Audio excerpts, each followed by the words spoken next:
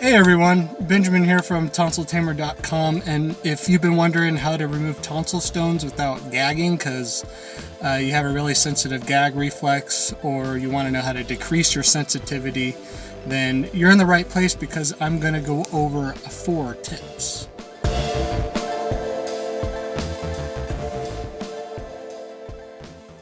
So I got a really good question the other day from Doomy, who asked, how would I go about getting around my gag reflex when removing tonsil stones?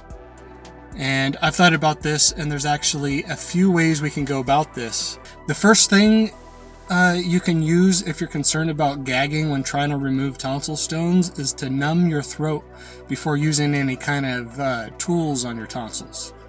You can head down to your local grocery store and pick up some chloroseptic throat spray for like $8, and that should help tremendously.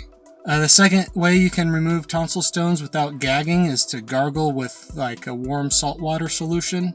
I actually have a video on how to make your own tonsil stone dissolver at home that melts them like butter, and I'll leave a link to that in the description.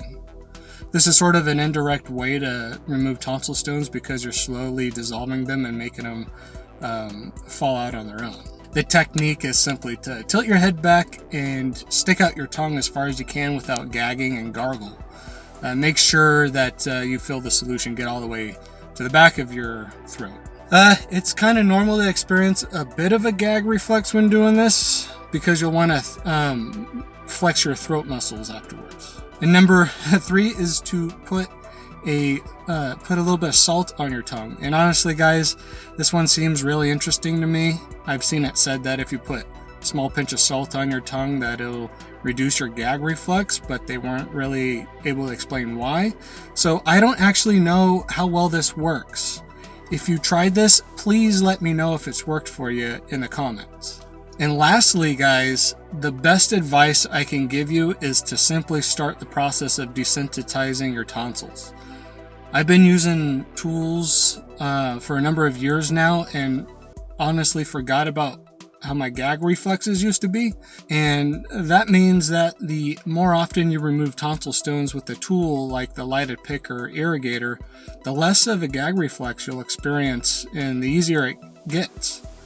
It took me about a month of daily use before I started getting comfortable with using tools at the back of my throat.